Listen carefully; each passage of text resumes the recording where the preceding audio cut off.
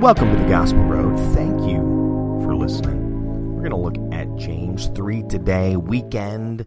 It is gorgeous. Hopefully you are enjoying yours wherever you are. Just so many things going on. I was looking at, watching the news. I kind of watch it every morning. It's mainly just for the weather. I don't really watch it for anything else. I try to keep myself separated from that as much as I can because there's not really a lot of great news, or whatever the news may be, it is blown out of proportion, or a lot of personal opinion that is added to it rather than giving straight news. But I know a lot of people are really feeling down and trying to deal with everything that is going on right now, even though things are opening up, which is fantastic. And again, just so many things going on, trying to deal with the situations and not really sure what's going on, things always changing. It's not easy. It is certainly not easy trying to deal with everything, and it's frustrating. I have a lot of friends very frustrated with what is going on as they're trying to deal with life in our current times. But it also reminds me of how we have to be careful for ourselves and for those around us, and really be more encouraging, really trying to be there for people to help them through, because they're getting frustrated. Even though things are opening up, a lot of things are still not open, and I've got a few friends that are really just itching to watch a movie, and movie theaters not really 100% open, and if they are, there's no new movies out there, so it's a bunch of old stuff, things that they've already seen. There's actually one movie theater where I am that it is not opening the theater officially. What it is you have to rent the theater, and you get to choose the movie that you want to watch. So it's like you are renting the theater for you and 200 of your friends. Or 20 of your friends. I can't remember what the number. It's 20 of your friends. You and 20 friends. And the 200 is what it would cost to do that. So it's not really officially open. So if I wanted to just decide myself, I wanted to go watch a movie, I couldn't do it. It's still closed. And again, very frustrating. A lot of people that like getting out, a lot of people that like being social, that are extroverted, not dealing with it very well, and still not, even with things opening up, because it's not opening as fast as they want it to. Again, very frustrating, very hard to deal with, and makes things very tense with family, friends, at home, with coworkers, even if they are still at work or working from home. Lots of frustration happening right now, and we have to be careful with that. We have to really be cautious of what we say and how we say it. More so than normal. It has nothing to do with being politically correct, which, again, we're dealing with that right now with a lot of the racially charged things that the country and the world now is even going through. It's not even just in the United States, but it's made it across to other countries, across the pond, as they would say. And again, it's careful. It's being cautious and careful, and really being observant of your own words, choosing them carefully, how you say it, what you say. James 3, that's what we're going to look at today. It says, "Not many of you should become teachers, my brothers, but you know that we who teach will be judged with greater strictness. For we all stumble in many ways. As if anyone does not stumble in what he says, he is a perfect man, able also to bridle his whole body. If we put bits into the mouths of horses so they obey us, we guide their whole bodies as well. Look at the ships also. Though they are so large and driven by strong winds, they are guided by a very small rudder wherever the will of the pilot directs. So also the tongue is a small member, yet it boasts of great things. How great a forest is set ablaze by such a small fire. And the tongue is a fire, a world of unrighteousness. The tongue is set among our members, staining the whole body, setting on fire the entire course of life, and set on fire by hell. For every kind of beast and bird and reptile and sea creature can be tamed and has been tamed by mankind, but no human can tame the tongue. It is restless, evil, full of deadly poison. With it we bless our Lord and Father, and with it we curse people who are made in the likeness of God. For the same mouth come blessing and cursing. My brothers, these things ought not to be so. Does a spring pour forth from the same opening both fresh and salt water?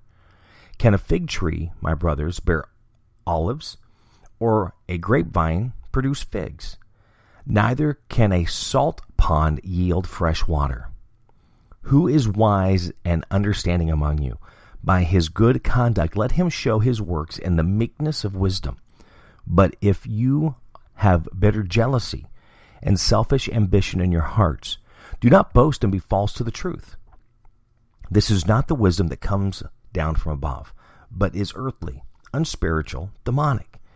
For where jealousy and self-ambition exist, there will be disorder and every vile practice. But the wisdom from above is first pure, then peaceable, gentle, open to reason, full of mercy and good fruits, impartial and sincere. And a harvest of righteousness is sown in peace by those who make peace. James 3, as I always say, read that. What does it say to you? How does it speak to you? How does it help you grow?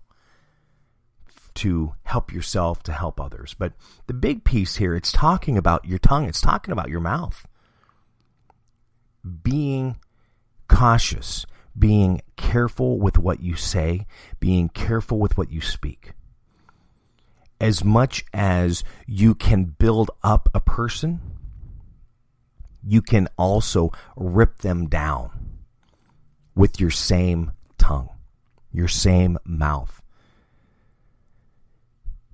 Giving those positive words, those words of encouragement, inspiration, motivation, to really pick people up. I mean, how many times do you sit there at one point and say positive things, but as soon as a person walks away, because you're pretty much lying to their face, because now then you start backbiting them. I'm not going to deny I have done the same. I have failed when it comes to words. Again, I'm not perfect. Many times, as I've spoke before, we have to really be willing to show our weaknesses, to confess our weaknesses. And that's what gives us our strength, because we're not perfect. And it's not our job to act perfect, to be better than anyone. Because that's what we get into when we continue on looking at James 3, because now it's the wisdom. And are you jealous of someone you work with? Are you jealous of someone that you're friends with? Are you jealous of a family member? Are you dealing with self-ambition? You are trying to better yourself for you. It's what we hear a lot in the entertainment business. Ego. In fact, I've heard the statement that their ego is too big to fill a room. They can't even come in. And I've seen that. I've worked with many people that are like that. I've been accused of it myself, and I cannot say that they're right or wrong. I'm not saying that I've not been in a situation that I've done the same thing. But we have to be able to control that.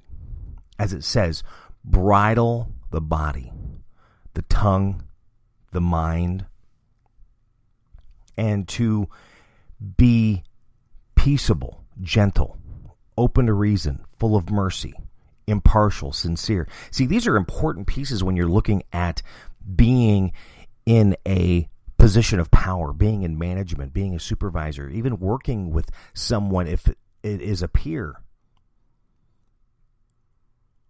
Because again, all of us are at a different level. All of us learn at different ways, and some faster than others. And even having a conversation when you are trying to figure things out or help someone, you have to be impartial. It really does not matter what you think or how you feel when you are trying to moderate a situation. It's being impartial to the fact, as I was talking earlier with watching the news, when you are reporting news, you're to be unbiased, you're to be impartial. And we do not see that much anymore because most of it is now done through emotion. So they're speaking their mind, they're speaking their opinion, they're speaking their thoughts, rather than gathering all the information and then coming up with the solution.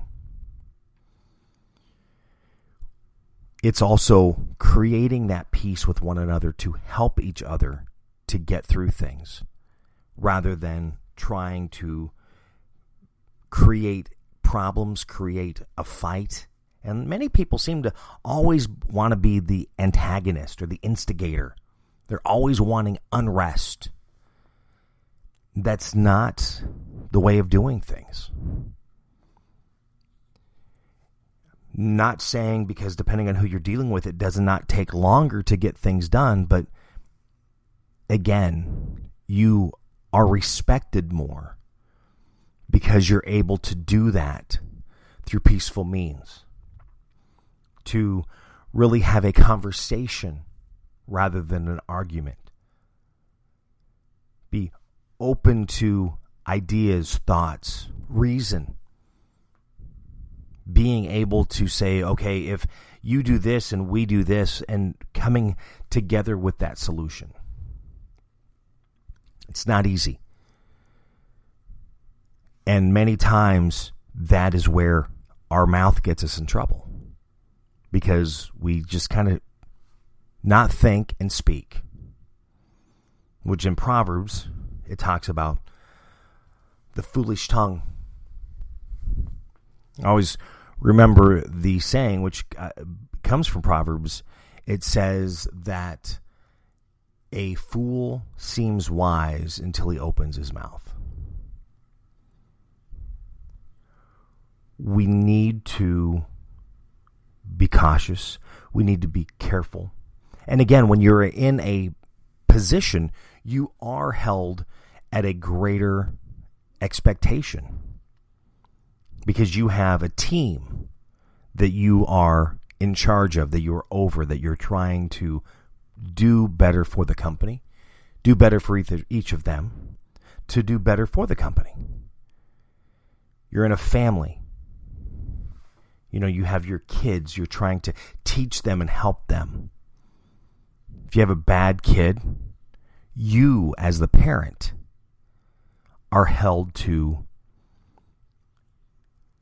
greater expectations because you should have control of the child, helping them, teaching them, showing them the good way, the positive way to deal with people, to deal with others, to deal with themselves. Again, it's being better. Being better today than yesterday. Being better tomorrow than today. Learning, gaining that knowledge, understanding. Every day, always learning.